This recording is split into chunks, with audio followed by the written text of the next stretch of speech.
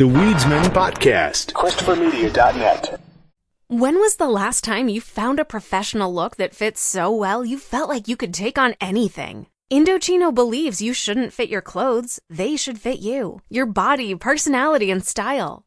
Because finding the perfect fit is about more than your measurements, it's how you show the world who you are. Design every detail of your suit to be totally you with Indochino's new women's wear line. Simply submit your measurements online or visit an expert style guide at an Indochino showroom. They have hundreds of high-quality fabrics and details to choose from and are always adding new options, so you can add your own flair. With endless ways to customize, designing an outfit is easy. Just tell Indochino how you want it, and that's how they'll make it. Find your perfect fit and stand out in style with a custom suit from Indochino. For 10% off, use promo code WOMEN when you visit Indochino.com to book a showroom appointment or place an order. That's INDOCHINO.com, promo code WOMEN. Okay, honey, we need 58 burgers and 31 hot dogs. I thought we were having a nice little 4th of July family cookout. I saved so much at BJ's Wholesale Club that I was able to invite a few extra people. Plus, I saved 50 cents a gallon at BJ's Gas. Save 50 cents a gallon at BJ's Gas when you first spend $150 in one qualifying transaction through July 4th. Important terms and restrictions apply. Visit bjs.com/great4thfillup. Not a member? Join today. Who's that guy on the diving board? Get it, Bo! He got my buns wet. BJ's. Absurdly simple savings. Okay, honey, we need 58 burgers and 31 hot dogs. I thought we were having a nice little 4th of July family cookout. I saved so much at BJ's Wholesale Club that I was able to invite a few extra people. Plus, I saved 50 cents a gallon at BJ's Gas. Save 50 cents a gallon at BJ's Gas when you first spend $150 in one qualifying transaction through July 4th. Important terms and restrictions apply. Visit bjs.com/great4thfillup. Not a member? Join today. Who's that guy on the diving board? Get it, Bo! He got my buns wet. BJ's. Absurdly simple savings. Christopher Media. Let's make some noise.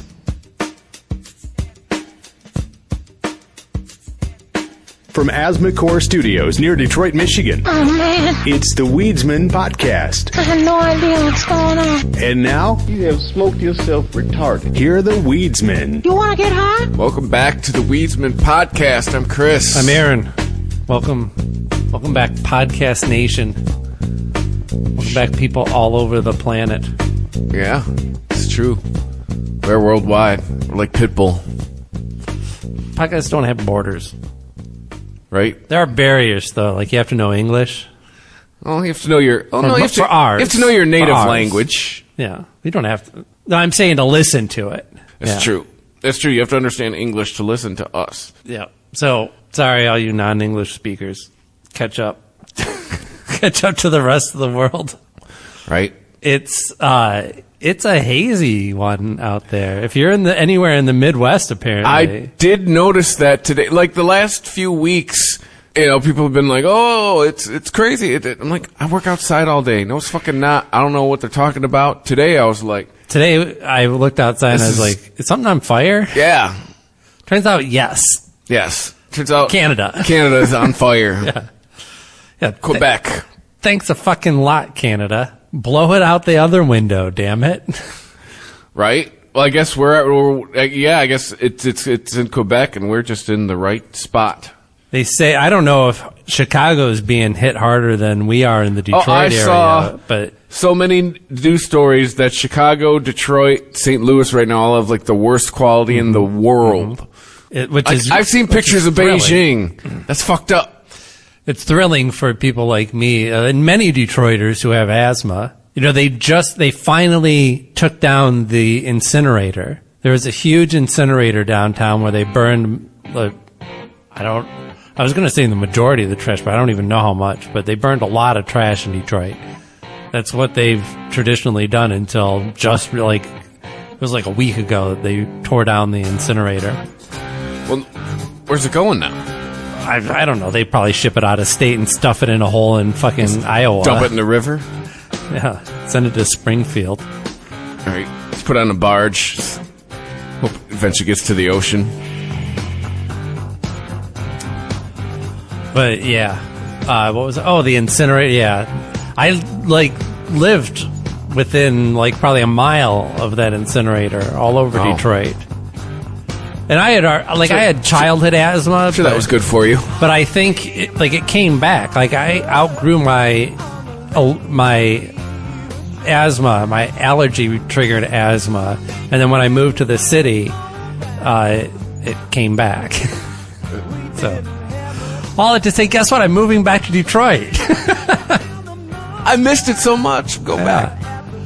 I'm going to be right off of 8 Mile. It's actually not far. I'm like a mile and a half outside of the Detroit city limits anyways. I'm like 9.5 mile in Oak Park.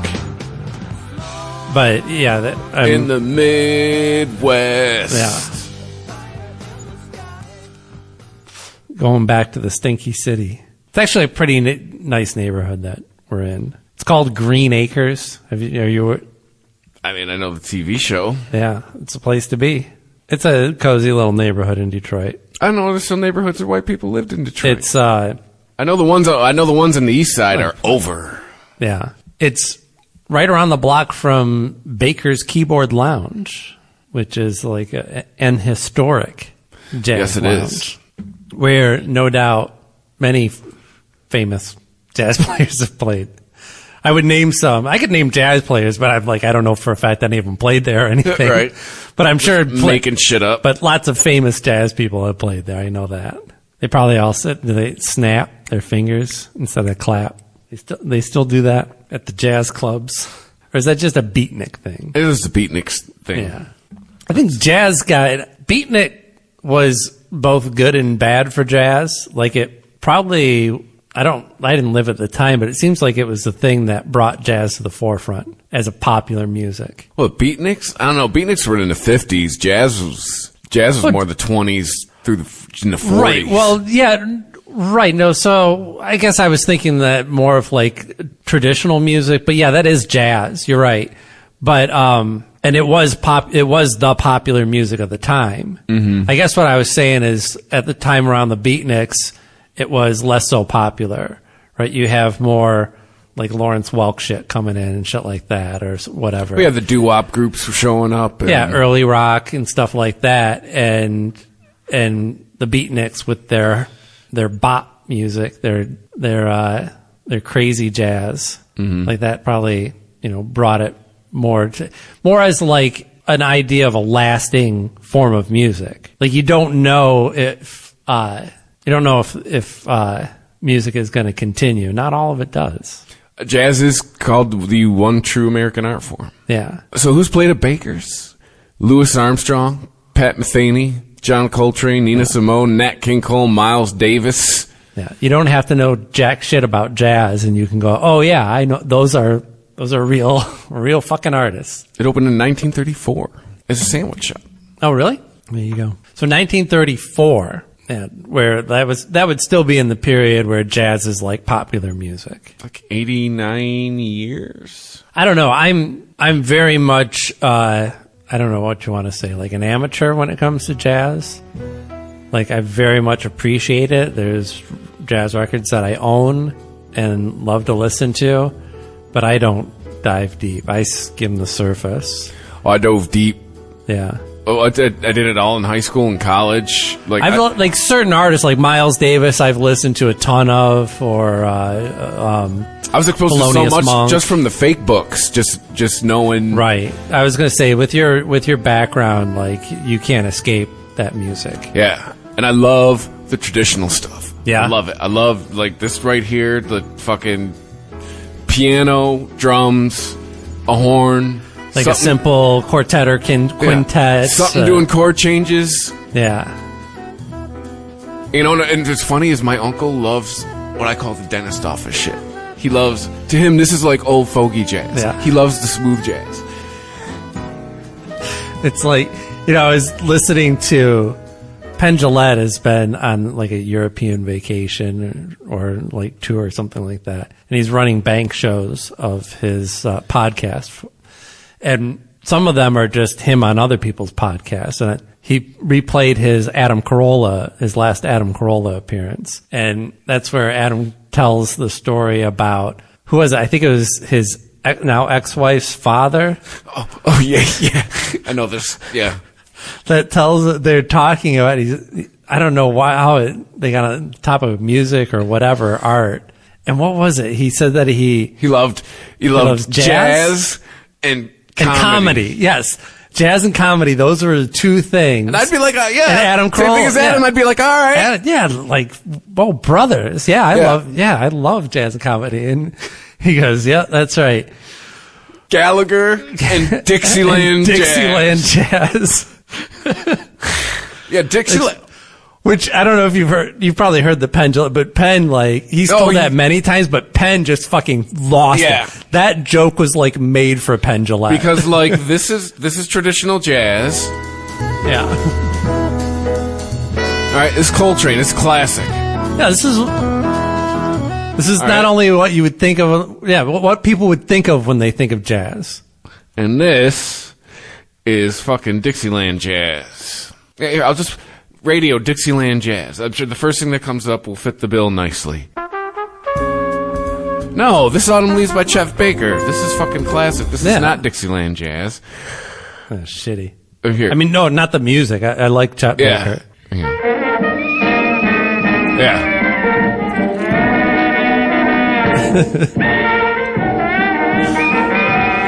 Like you play this for kids. Hello, my baby. Hello. Like cartoon music? Yeah. You mean cartoon music? Like nobody listened to this in real life. This is just for cartoons, right? Yeah, this is like ragtime. This is pretty sick though. Like listen to that slippery rhythm to it, man. Like I can see why people were like freaked out about that. That's as sexy as Elvis's hips right there.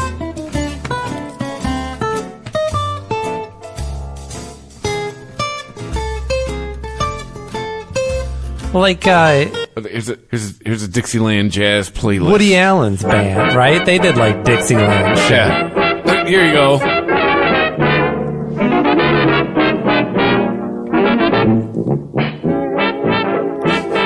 Yeah. What is that a leather strap? The slap sound? I'd have to hear it again. Who knows? Yeah. I'm just wondering, like, if there's a traditional percussion instrument they use. Oh God, can I read the title of this song? I don't know. Can you? Mule Face Blues. I don't know. Yeah, right? I don't know what it means, but it sounds bad. Yeah. Disclaimer, I don't know what this means. Yeah. So Dixieland Jazz and stand-up and comedy. Or stand-up and jazz. Gallagher and that. Yeah. But it is a perfect joke, but I can appreciate just about any aspect of anything, really. I mean, Dixieland, it's a style. Yeah. But yeah, I'm not going to fucking what's the place in Detroit? I've actually been there recently in the last 10 years. It's fucking. There's a like live music venue that does. When I say the name, you're going to be like, "Oh, that place." God damn it. The Doodletown Cafe. Cliff Bell's. Oh. Yeah, I'm not going to Cliff Bell's. They do Dixieland at Cliff Bell's? No, that's my point. Oh. Is I'm not going to Cliff Bell's and that's going to be on stage. It's going to be a piano, a drummer, some type of horn. Same place. Is this the brewery? No. Associated with Bell's? No. Not at all? No, okay. Cliff Bell's has been around way longer than Bell's Beer. And that's in Detroit? Yes. Right, okay. It's off of Woodward. All right. But even Gallagher, to get back to appreciating things, there's still some Gallagher humor that I like. I feel being like a comedy hipster. Early Gallagher, it's watchable. Well, I think before it became all about the smashing, right? Yeah. But that's the thing, is the stuff that I like is the stuff in between the smashing. Some of what you would put in some of the prop comedy that he does is fun, but it's not like, oh, that's genius, man. Look he put on a huge pair of shoes and walked around like he was a little kid. Like, but like his wordplay humor, his spelling, like trying to figure out English, like when he does he's got the flipboard. Where he goes through like some and home and all these and like, why does this make sense? One of the first dad jokes I remember my dad used to always repeat. Was this his joke? He said that based on the English language, fish should be spelled Ghotf. Yeah. and he's got that rhythm, man. Like he said, he is just telling dad jokes. And he might, some of the stuff that he, like, if somebody told it to you straight face, if you're like having dinner with them, I'm like, no, just think about it. And they spelled some shit for you. You'd be like, oh yeah, it makes sense. It wouldn't be funny. It's the way that he tells it. It's that rhythm, the way he knows how to, like, I mean, it was that faster kind of 80s style where you just fucking ram through jokes. But he was like, he's really good at it. Or wasn't? I mean, is he still alive? I believe Gallagher he's retired. Is still with us. Hey, Gallagher is still with us, but retired, and his brother is still out there and probably getting sued. That's the first thing. It pops up, and is Gallagher still alive? Oh, no. That's right. He died last year. That's right. In November. We talked about it. We probably did. That's right. Leo. Well, you can forgive me for being confused since there's two of them running around. Yeah. So does his brother do his act now? Yeah. Without he's repercussions? Scot-free, yeah. Who's gonna... Does the ghost of Leo come fuck with him? So Leo is the one who passed? Yes. Just like those poor deep sea explorers. Oh, at least it was quick. Instantly pulverized, just like more than instantly. I mean, you know what that means, right? That moment when that ship lost communication with them, that was it. Yeah, it was probably at that second. Yeah. Like, hey, wait, that's weird. Well, I think this was secondhand. One of the guys I worked with had read a story about it and was telling me that how janky this operation was in general. You know, and how they would take people down there, like they would constantly lose communication. Can I? Everyone is fucking armchair quarterbacking this shit. Like, I want to see your fucking construction license. Like, the thing made 12 fucking trips. It wasn't the first one. Yeah. All these people are coming out of the woodwork talking like, oh, really? Let me see your submarine building credentials. Yeah, we talked about that. I just wouldn't get anywhere near it. I mean, like, but the Xbox controller looked a little suspect. Yeah, but as to why, I totally understand that. I mean, I don't understand it in the respect that I would that I have that urge to go explore the depths of the ocean, like we were speaking of last week. But I don't shame anybody for doing it because, like, somebody's gotta. Yeah. Right? And that's just part of our nature. We understand that. We are explorers. There's people that died going west of the Mississippi because they wanted to know what the fuck's after that river. Yeah. And, maybe that was their attitude. It's like, it's foolish that we know so little about our planet. Yeah, there's 75% of it we just don't know about. I know apparently these guys were rich, right? But I don't think they got rich doing this. And I don't think that they ever were going to. I know, $250K a passenger. I'm sure they weren't missing any meals. Yeah, but you don't become a billionaire building subs like that. You'd have to do it. That would be a lot of people going down there for you to have some billionaires coming out of it. Like, they obviously made their money somewhere else. And out of dumb ways to die, I mean, there's definitely dumber. Yeah. There's what the New York Post describes as a UK man on vacation who died trying to drink all 21 cocktails on the menu during... At once? Drum roll, please. A family vacation. But I could definitely, in 2 days, I could get through 21 cocktails. I might have this weekend. Finished 12 of the menu's various cocktails when he returned to his hotel room and later died. He probably asphyxiated, right? He probably 12. Oh no! What did he not eat? Did he ask for doubles? 53-year-old Staffordshire man's cause of death was acute gastroenteritis. Oh, gastroenteritis. And thank you. So he was sick, and the 12 drinks didn't help due to alcohol consumption. Oh, they're saying it was the gastroenteritis. How do you say it again? Gastroenteritis, and something like that. That's what the alcohol caused it. So, but 12? Yeah, 12. I don't know. An initial investigation into his death found that he'd been drinking brandy and beer throughout the morning. So, there it is. So, I've definitely had, when I was in a band, definitely nights where I've cleared more than 12. Oh, it's the Canadians again. Here we come with the Canadians. What? First, they're polluting the whole Midwest America. Her beautiful skyline is now hazy. Now there's the 2 Canadian women who are celebrating a birthday had met this guy earlier in the day when he was already on his beer and brandy binge. And they said that those two were trying to complete the challenge of drinking all 21 cocktails on the menu. So, of course, they didn't die. He had to step up. Well, yeah, but how many did the ladies get through? They kind of baited him, I think. Oh, geez, he was on his back choking. Yeah, he didn't asphyxiate. He was put him in the recovery position and screamed for an ambulance. This was his wife, apparently, or one of the family members. He was making gurgling sounds. As soon as he was in the recovery position, he vomited. I was shouting his name with no response. Yeah, he literally drank himself to death. Well, I mean, I also think, though, I get to a point where I'm like, dude, I'm done. Yeah. Well, but did I say where he was vacationing? Where? Jamaica. What are you doing, dude? Try all the fucking 21 blunts. Right? They're not going to kill you. You'll just pass out eventually. Yeah, you'd get through like 4 of them tops. Yeah. Yeah, I mean, this is not going to happen with cannabis, people. Not that I'm anti-drink. I drink. I had some kind of, there's so many new like hard cocktail things or seltzer things. This is called a sake bomb. Man, it was pretty strong too. Oh, yeah, they make a sake bomb in a can? Yeah.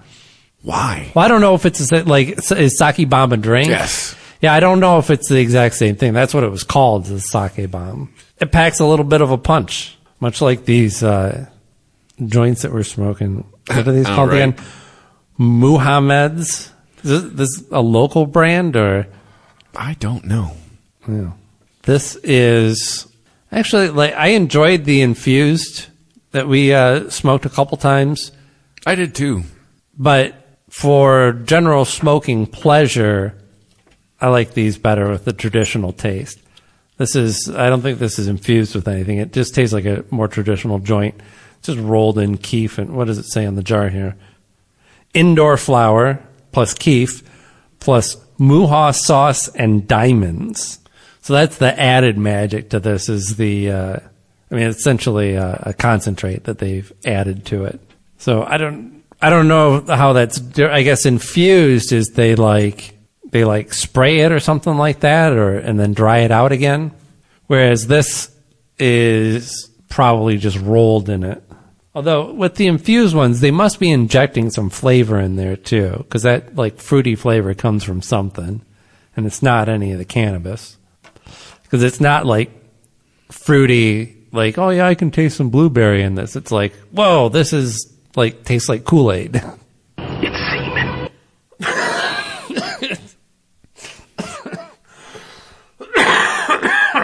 Animal semen.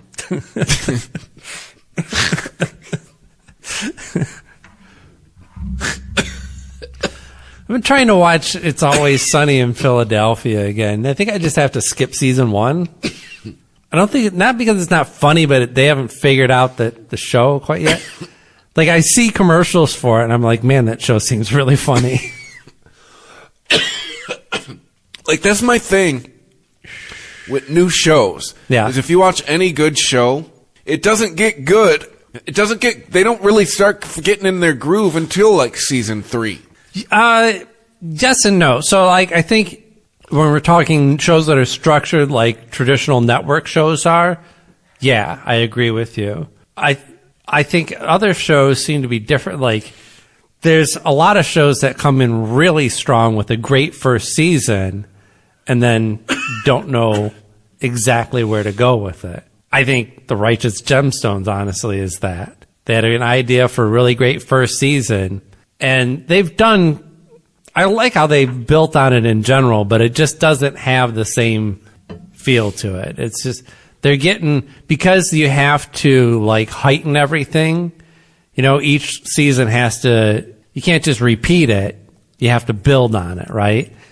And you end up getting stuck in your plot and less so structuring things around the jokes. And there's still a lot of funny. I don't know if you've kept up with Righteous Gemstones. So the third season has been airing. I have not recently, and it's worth watching. It's funny and it's got a great cast still, but it's just it's not hitting as hard as that first season is. Here's something that just dawned on me, because the way you explained that made me think of other shows like Ozark that did something similar.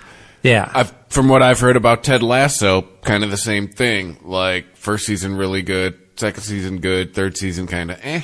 Yeah. So I'm wondering if, like, is the new way, like, people are, like, writing, hear me out. Maybe it's this joint. Yeah. Like, maybe they're, like, selling these movies that they're turning into series. Yes. Right? Like, hey, I wrote this really good movie. I think you're absolutely right. Because Ted Lasso would have probably made a great movie, but it would have been a cult movie. It would have cost a few million to make, and it would have made a few million, and it would have had a long tail on it, right? It would have had a lot of, or maybe it would have just went straight to a streamer or something like that. But a show has a lot. I mean, you got that constant build of like weekly release, and also the structure of the seasons. You build an audience, you build hype for it. Yeah, it's for ideas like that. It is a lot easier to sell as a TV show. And like, I feel like Ozark, somebody wrote a movie and they turned it in like right. I do not doubt it for a second. I would bet money that you are correct on a lot of the projects that we've seen. I mean, certainly documentaries lately. There's so many that could have just been a movie, or even the docudramas like the WeWork stuff. I liked WeWork. I liked the performances, but it was like 8 hours of this. Is that necessary? And it's usually not. I mean, the documentaries are the worst of this. But I think what you end up with is these shows that have this really strong concept, but everything, all the ideas have been packed into that first season. And even if Ozark was like conceived as a show, usually if you're going on Netflix, you're lucky to get 3 seasons. And then they're cutting their losses with it. Ozark went, what, 5 or more? Or 5 seasons? Not 4? 5? Yeah, maybe 5. Maybe it was only 4. Maybe it was only 3. No, I don't know. It was more than 3, because I know I watched season 3. No, that's right, because remember, season 3 is where you fell off. Yeah, season 3 was like... Took you a season longer than me. And again, because they keep having to build, and it like becomes ridiculous. And they lose focus of what was the core of that drew you into that original first season, that first story. So my line was like when they didn't know anybody in the mob and just managed to fucking set up a meeting with the mob. Like that's when they lost me. Like you don't just fucking walk into the big city and like, hey, you know someone in the mob? Yeah. I pushed through, but as soon as the brother showed up like fucking Poochie, I was like, are you fucking kidding me? Because I knew exactly what the story was going to be. That they were going to send him back to his home planet, if you know what I mean. Hey, Mrs. S. What was that? That wasn't Poochie. That was... what was... Fuck. Ron, no. It's from the Poochie episode, but it was the joke on the joke, the hat on the hat. Of like, let's also introduce a random character that we want to catch on, so to speak. Somebody radical in your face. Yeah. No. He was supposed to have attitude. What do you mean exactly? Oh, attitude. The sunglasses. Can we put him in more of a hip-hop context? Forget context. He's got to be a surfer. Give me a nice smear of surfer. I feel we should Rastify him by 10% or so. That was the genius of Simpsons. Not only is this funny, those are sentences that would never would never exist in any other context. We need 10% more Rastafari.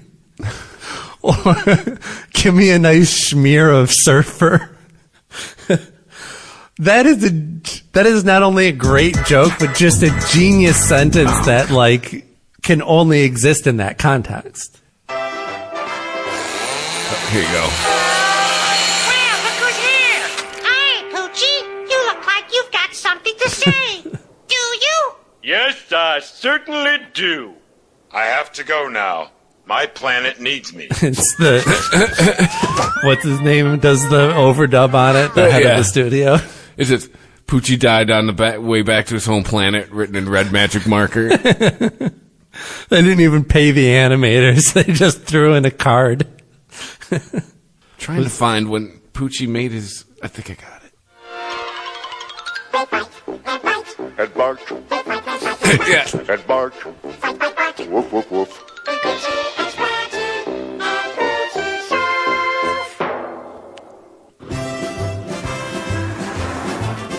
He's always great for an audio medium. Right. Look, Squidgy, it's our new friend. They're driving in a car, right? Yes. And they pick him up hitchhiking. I forgot. The name's Poochie D, and I rock the telly. I'm half Joe Camel and a third Fonzarelli. I'm the Kung Fu hippie from Gangsta City. I'm a rapping surfer, you the fool I pity. Oh, Poochie is one outrageous dude. He's totally in my face. Wiggity, wiggity, word up. Rock on, party. When are they gonna get to the fireworks factory? Can somebody tell me what the hell is going on? Midge, help me out here. Quiet. You're missing the jokes. He's sitting in between the guy with the sunglasses is sitting in between Homer and Marge in this. Yeah, they're watching it. Roy. Shut up, Roy. Always recycle. To the extreme. Busted. The Weedsman Podcast. ChristopherMedia.net. Okay, honey, we need 58 burgers and 31 hot dogs. I thought we were having a nice little 4th of July family cookout. I saved so much at BJ's Wholesale Club that I was able to invite a few extra people. Plus, I saved 50 cents a gallon at BJ's Gas. Save 50 cents a gallon at BJ's Gas when you first spend $150 in one qualifying transaction through July 4th. Important terms and restrictions apply. Visit bjs.com/great4thfillup. Not a member? Join today. Who's that guy on the diving board? Get it, bro! He got my buns wet. BJ's. Absurdly simple savings. Okay, honey, we need 58 burgers and 31 hot dogs. I thought we were having a nice little 4th of July family cookout. I saved so much at BJ's Wholesale Club that I was able to invite a few extra people. Plus, I saved 50 cents a gallon at BJ's Gas. Save 50 cents a gallon at BJ's Gas when you first spend $150 in one qualifying transaction through July 4th. Important terms and restrictions apply. Visit bjs.com/great4thfillup. Not a member? Join today. Who's that guy on the diving board? Get it, bro! He got my buns wet. BJ's. Absurdly simple savings. Okay, honey, we need 58 burgers and 31 hot dogs. I thought we were having a nice little 4th of July family cookout. I saved so much at BJ's Wholesale Club that I was able to invite a few extra people. Plus, I saved 50 cents a gallon at BJ's Gas. Save 50 cents a gallon at BJ's Gas when you first spend $150 in one qualifying transaction through July 4th. Important terms and restrictions apply. Visit bjs.com/great4thfillup. Not a member? Join today. Who's that guy on the diving board? Get it, bro! He got my buns wet. BJ's. Absurdly simple savings. Jessica, this is the happiest day of my life. Right up there with the day I bought my RV and insured it with Progressive. Man, I love that thing. There are a million fish in the sea, which I'm reminded of every time I bring my RV to the lake, but I vow to love and cherish you just as much as I cherish campsites with full electric and water hookups. I'm so sorry. Protect your beloved with an RV policy from Progressive. Take as little as 4 minutes to see what you could save at Progressive.com. Progressive Casualty Insurance Company and Affiliates. ChristopherMedia.net. The Weedsman Podcast.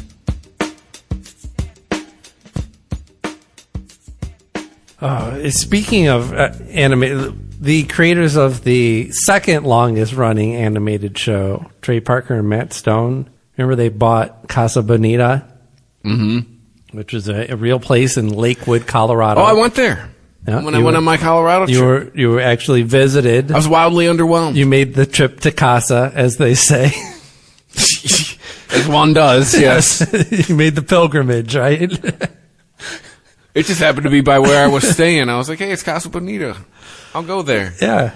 Did you dive in the fountain? It was average Mexican food, and you got to smell moisture while you ate because there was a pool indoors. Yeah, great. It was awesome. It was like eating a burrito at the YMCA. Yeah. So they bought this. They recently they spent what Uproxx is calling a maddening $40 million. to revamp Casa On Bonita. a restaurant? I was going to ask you, like, you know more about the restaurant business than me. Does it sound maddening on one restaurant? It was a pretty big place. Yeah. And how much does a restaurant cost? And there was a lot of like a whole one if you just bought it outright. Like it's got to be more less than that. Less than that. Okay. No, but I'm just saying. Just thinking about it was a standalone. It had all kinds of like this crazy facade and stuff because Mexican. And then inside, like I said, it was what big. Are you saying? It was big. Obviously, they got a pool and shit in there for the cliff divers and all that like crap. Cheap facades. Yes. It's just my new answer to everything 2023. Yes, sure. Whatever you say. Yeah. So, yeah. So they changed the structure of how the employees are getting paid. They doubled their pay and they told the customers no tipping. So, and the average rate of pay, it wasn't like they were making, waitress quote unquote tips of like, $5, $6, $7. They're making $14 to $15 an hour, which still isn't a livable wage, but with tips probably got you a lot closer to that. I don't know how that compares to if they were making $14 to $15 an hour also in tips before then. But, like any business, like any, $30 an hour, like that, $70,000 a year. Depends on, right. Depends on, not quite, is it? I don't think it's quite. It's near there. It's like low, anyway, like 65. But, so yeah, do the math on it. I want to know now. Better than what I'm doing. Yeah, I mean, $30 an hour. It's 60. It's $60,000 a year. 62,000 a year. Yeah, there you go. For a restaurant job, that is not bad. My job is. Yeah, in the Midwest. That's a good job. Yeah, I really doubt they were making that on tips. Plus, tips always depends on like what is your shift on a fucking Friday night or a Wednesday afternoon. Yeah, makes a big difference in what you take home. And personally, even if it was like a wash or I was taking a bit of a hit, I'd still be happy to just know what I make. I've worked commission jobs before. I can do it, but I much prefer to know exactly what I'm going to be compensated for the hours I put in. Yeah. People like consistent income. See, Axios reported the news and suggested that there could nonetheless be some backlash. In the days before Friday's public opening, the restaurant called employees to a meeting at which they were told to sign new contracts within a day or quit, according to one employee who spoke with Axios. Well, that's what happens when new owners take over. You're offered you can keep your job or you that's how it goes. Well, with change of ownership. They're not always offered you can keep your job. Correct. Also, there's that. A lot of times, some people are told, "Hey, you can stay." Some people are told, "See ya." Yeah, and a new contract is not outrageous. I mean, I'm sure there are situations where employers honor existing contracts to not rock the boat, but I would imagine in most cases you've got your own way of doing shit. That's why you bought the business. So, and yeah, I mean, like, I don't know. It's one thing if you go into, who knows what actually happened in the meeting, but phrasing it like that, most people think like, here you go, people, sign this or there's the door. When it was probably just like, hey, everybody, here's how we're doing business going forward. Here's new contracts that if you want to continue to work with us, that we'll need you to sign. What if I don't want to sign it? I don't know what to tell you. I can't continue your employment if you don't sign this contract. It's a free country. Yeah. That's most places, right? Like, I mean, what if you were being hired on somewhere and you're like, well, first day they had me sign a bunch of paperwork. And I said, well, what if I don't want to sign it? Yeah. And then they said, well, that's my social security number. I said, that's privileged information. Yeah. Well, then you can quit. Like, yeah, that's most jobs. Most jobs sign paperwork or quit. Those are your options. So let's see. Describing conversations with other colleagues as well as documents provided from Axios. Employees asked to remain anonymous for fear of retribution because of a confidentiality agreement. Yeah, yeah. Yes. Confidence says you're not supposed to talk to the press. Yeah, you would break it and get fired, dummy. Yeah. I don't like. That's what's crazy about this article is that I think if this was anybody else, this is a 100% positive story. Yeah. Right? But because it's somebody who publicly likes to push buttons and has offended a lot of different groups of people. And 2023, let's throw in middle-aged, white, and rich. It's, yeah, right, exactly. They are also privileged that there must be some bad aspect to this. We don't know what it is. Nobody will tell us. They'll speak to us off the record about what happened, but they won't tell us, what the negative thing might be. Like, really, if they're off the record, why wouldn't they have said, like, oh, I made more before? Like, I was wrong. But, dude, if you're making more than $60,000 just waiting tables, like, I don't know where you're doing that. In New York somewhere, maybe, or L.A., maybe? You do it like fine dining places. Yeah. You do it somewhere where the ticket average is more than $20. Yeah. So maybe, just maybe, the idea that you couldn't find anybody to say anything negative about this was because getting your pay doubled is generally a really positive thing. Yeah. Hey, we're going to upgrade your working conditions and we're paying you double. Yeah, we're revamping the place. Yeah, who in there went, that's bullshit. Yeah, Axios further points out that the new hourly wage will allow our workers to more easily able to predict their income. That's a weirdly constructed sentence, but yes. Next sentence starts with, yet this also potentially could take away from this ridiculous story. All the qualifiers you got to put in a bunch of qualifiers. Yet this also potentially could take away from those servers and bartenders who do a bang-up job of gathering tips on their shifts, particularly those premium Friday and Saturday nights. Yeah, you know who's going to be pissed? That lucky bastard who works a separate job, makes a decent pay, and then comes in Friday and Saturday nights and scoops up all the big tips and makes averages, $40 an hour, but works, 8 hours over the 2 shifts. Or some hot college chick who they want there on the weekends because the guys like to drink when they see boobs. I mean, it's just science. What else is on TV? We talked about Righteous Gemstones. The Bear is back. Have you watched The Bear? No. I would recommend it. It's a really good show, and it's funny. Is it one of the kids from Shameless in it? Yeah, Lip. Yep. Lip, who in this show is called Carm or Carmy. Is he also just playing a white trash dirtbag again? Kind of. Yeah, I mean, he's not... I wouldn't call their family dirt. He's playing... Yeah. Like, well, yeah. It's not exaggerated in the way that it's done in Shameless. It's definitely not the same show as Shameless. I will say that. Very similar background, but it's telling a completely different story, and it's not exaggerated in that way. Last episode was actually really great. They did a bit of a flashback episode because it kind of revolves around the owner of the restaurant that everything kind of revolves around. He commits suicide. That already happens before the show starts. The story picks up after he's committed suicide and what the family is going to do with his restaurant. Mm-hmm.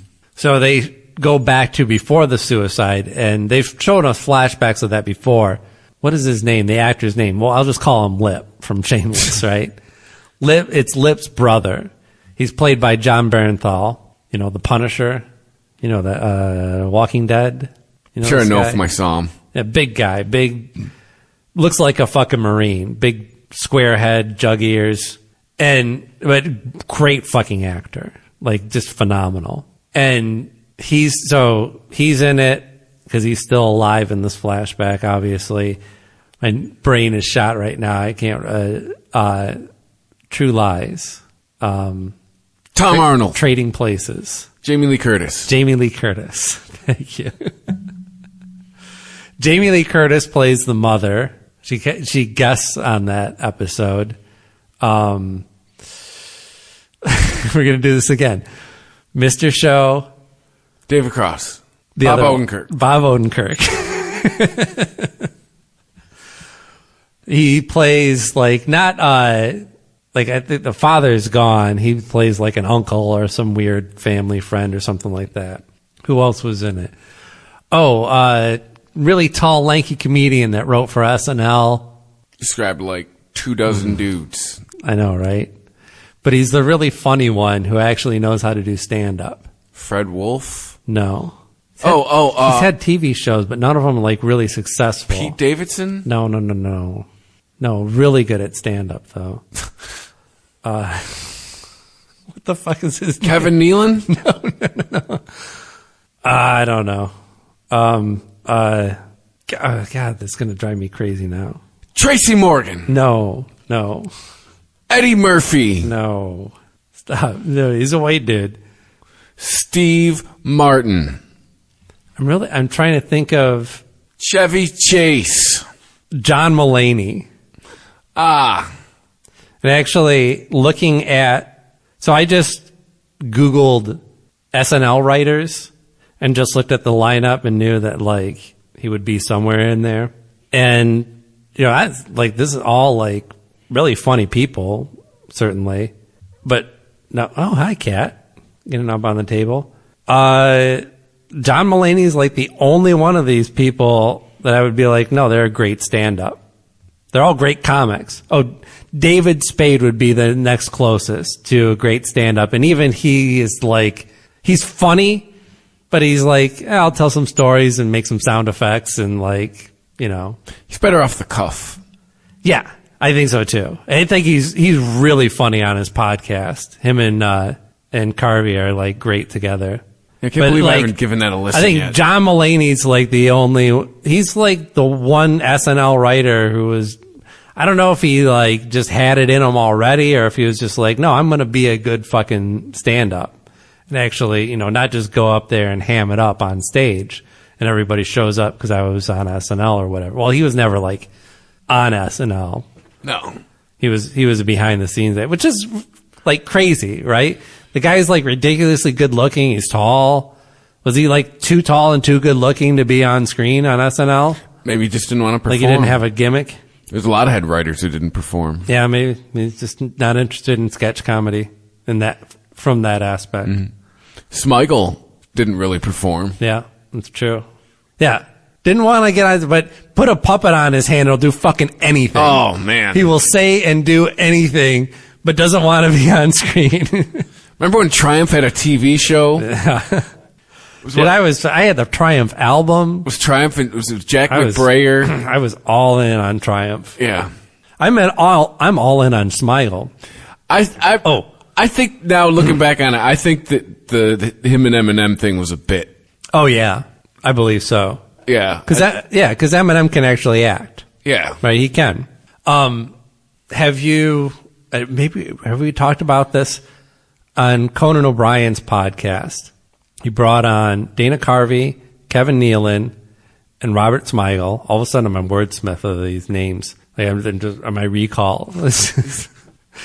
He brought all three of them on to do a table read of, Matt Gorley was there also, to do a table read of the unproduced Hans and Franz script. I've heard about it. I haven't heard it. It's great. They break it up into 4 episodes, and they don't do the whole, they pull out the best bits, and they're kind of short episodes.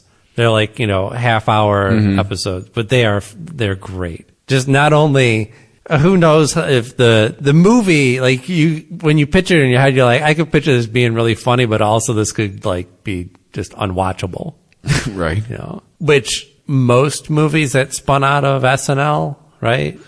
Oh, dude, the worst one to me, did you ever see the Pat movie? That movie was terrible. Thought the sketch was funny, but there's no way you could get me to watch that character for an hour and 45 minutes. That movie was God. I can only imagine. Awful. And like, okay, now what's her name who plays the character? Julia Sweeney. Super funny. Yes. I love Julia Sweeney. I think she's fantastic, and she did so much great work on SNL. Oh, there's a bigger turd than that. Yeah. Have you seen the Stuart Smalley movie?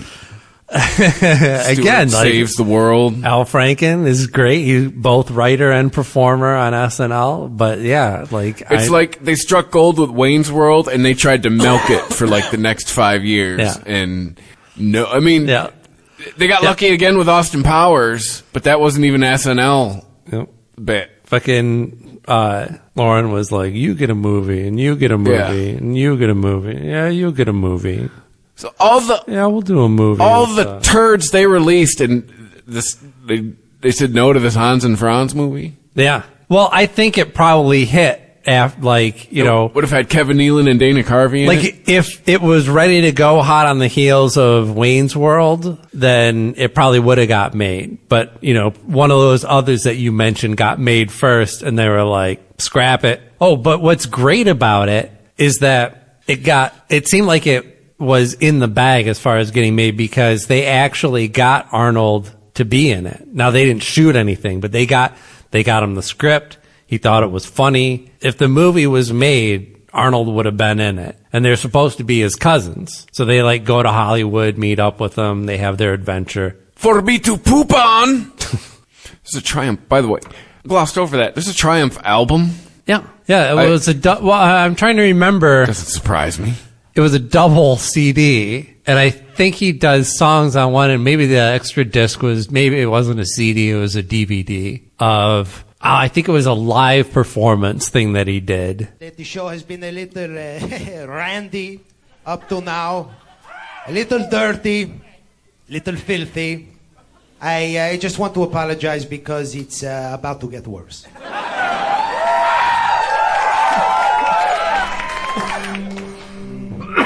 You know, dogs aren't clever, they eat their own dung. Yes, I remember this whine song. like babies and sweat through their tongue. The big ones are stupid, the small are high-strung, but cats are cunts.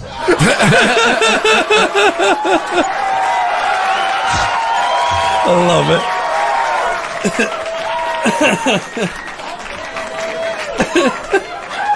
You know, dogs are filthy, they get ticks and fleas, they drag their asses and give Lyme disease. You have to train them, pick up their crap on your knees, but cats are cunts. So is this a live album? I don't remember. I don't think the whole thing was live. I think I've heard this song. Walked into the the whole thing wasn't live. like she fucking owned the place. She turned to me with a scent that said, "Sit boy on my face." I mean, I listened to the thing like 3 or 4 times. It's a comedy album. The next Sharpay, but this bitch was only 10 months old. Like, now everybody bought Simpsons Plays the Blues, but only the true psychotics actually kept that shit in rotation. Right. Bichon. Now I'm done. I've heard this. They say I did a crime, underage Bichon. Might as well bang you one more time. This could not come out today. It could only come out. Smigel's agent would look at him and be like, "Are you shitting? We can't put this out." In the 90s, a puppet could get away with that. This is nice. Now, it's 20 years ago. Now, not even a puppet. You can't puppet. hide behind the rubber anymore, nope. Schmeigel. Probably why we don't hear much from him these days. I mean, Robert Schmeigel has a type of humor that likes to push buttons. See, this is a type of society that doesn't react well to having its buttons pushed. He needs to come out with Triumph, but Triumph's like reformed and like gone to rehab. That could be his new bit. Like, I'm sure Robert Schmeigel's manager was like, "What if we get you on the road? Maybe you put an act together." What, and get shot? Yeah. No, thank you. They're rushing Chris Rock out there. What do you think they're going to do to me? Yeah, right. Not used to having an audience. Cat's just sitting here watching us. Entertain me. We got the 4th of July coming up. Yes. Which will, I guess, this comes out before the 4th, right? Today's the 4th. Yes, it does. Yes. In celebration, Pepsi is introducing its first condiment. Oh, boy.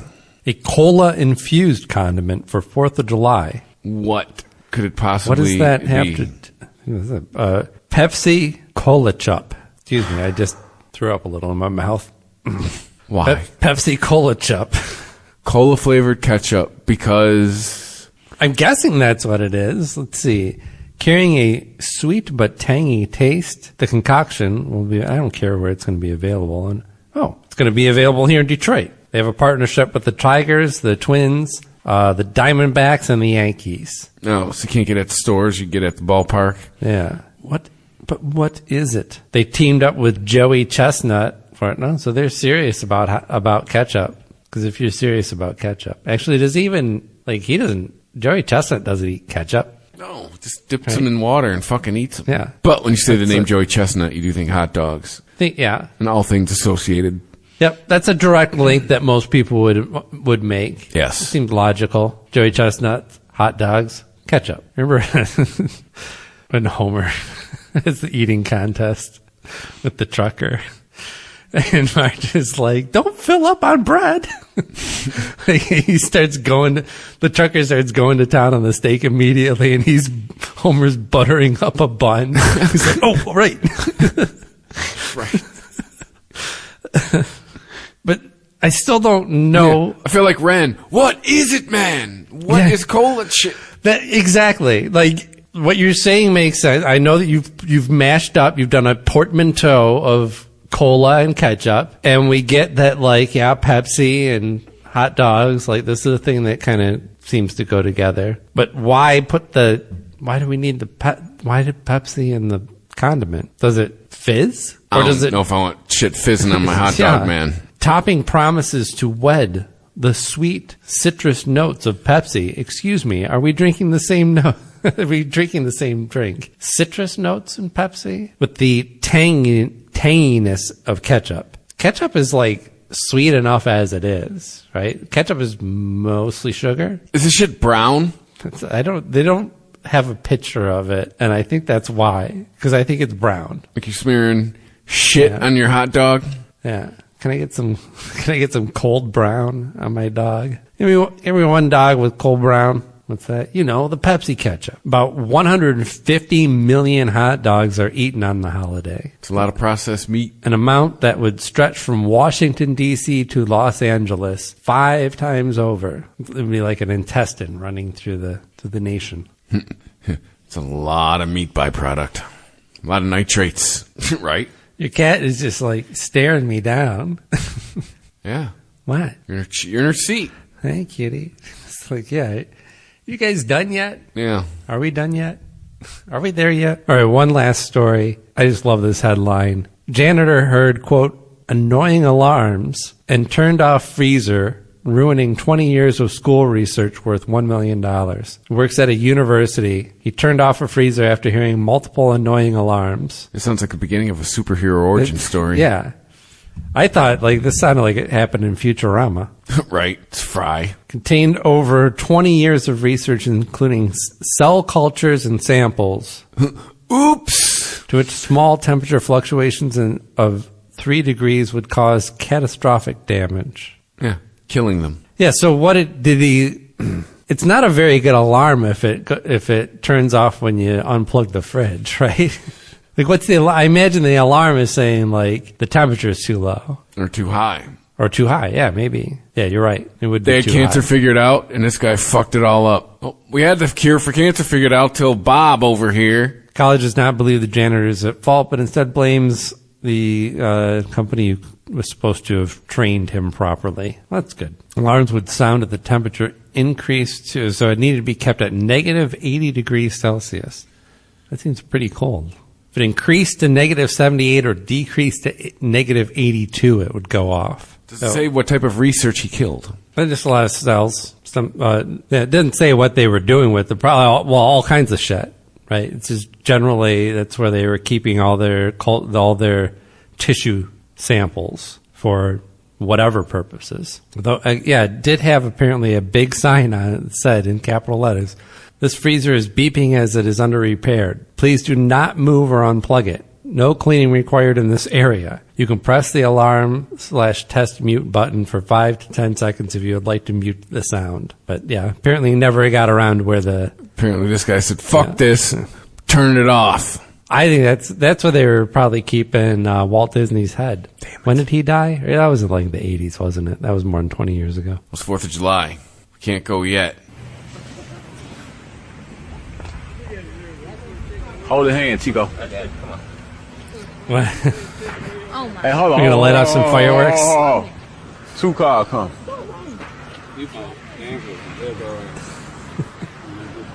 You got 2 cars come 2 different ways.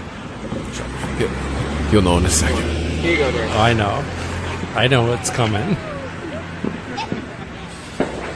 Bag up, bag up. Bag up, Terry. Put it in reverse, Terry. Put it in reverse. Oh, Lord. Lord, Jesus. Oh, Lord. Oh, Jesus. What you doing, Terry? Terry, what's wrong? You don't need the visual, but it helps for this video.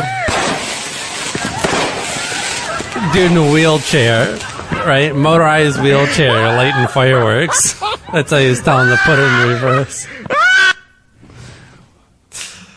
Just the dude freaking out is the best part. Yes. I like the videos where people's dogs like pick up the firework, and there's one where a little dog like picks it up and runs into the house with it.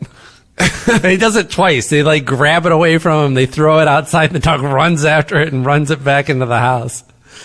Everyone's running out of the house. 2 weeks later, that dog was dead, right? Oh, no, that dog is funny. No, he doesn't know. No, that's what I'm saying. Like that dog got hit by a car. That dog did not seem like it was the. He was not built to last. Yeah. Yeah. Like if he did it again, I was like, oh, that is. You did not get the smartest dog at the pet store. There's one where it's like 2 teenage girls. It looks like they're Asian, but it's not like super clear. And they're lighting fireworks. They have 2 fireworks, right? And the one girl has the lighter and the 2 fireworks, and she lights one, she throws the firework.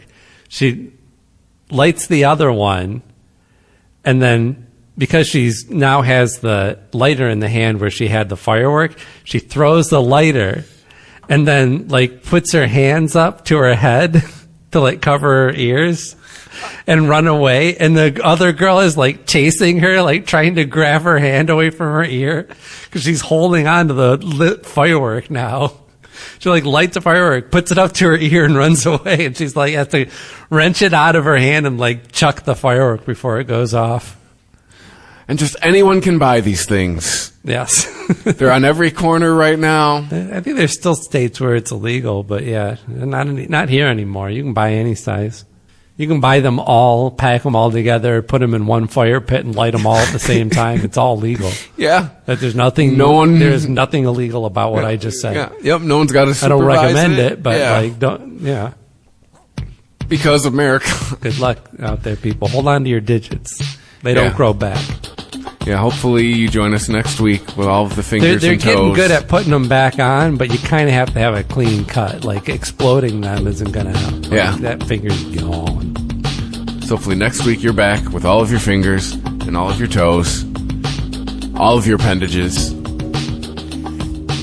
And so go to social media at Louisa420. Helps you find the show and share it with people. Go to ChristopherMedia.net, where you can hit the Amazon button and the PayPal button if you want to help out the show.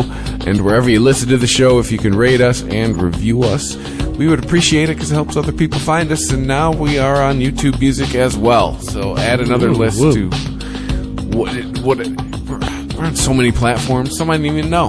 But YouTube Music is now one of them, so you can listen to us there. We're pod sluts. Yes.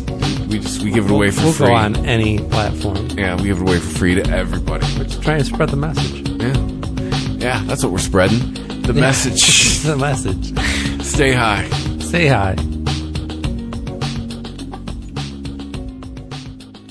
The Weedsman Podcast. ChristopherMedia.net.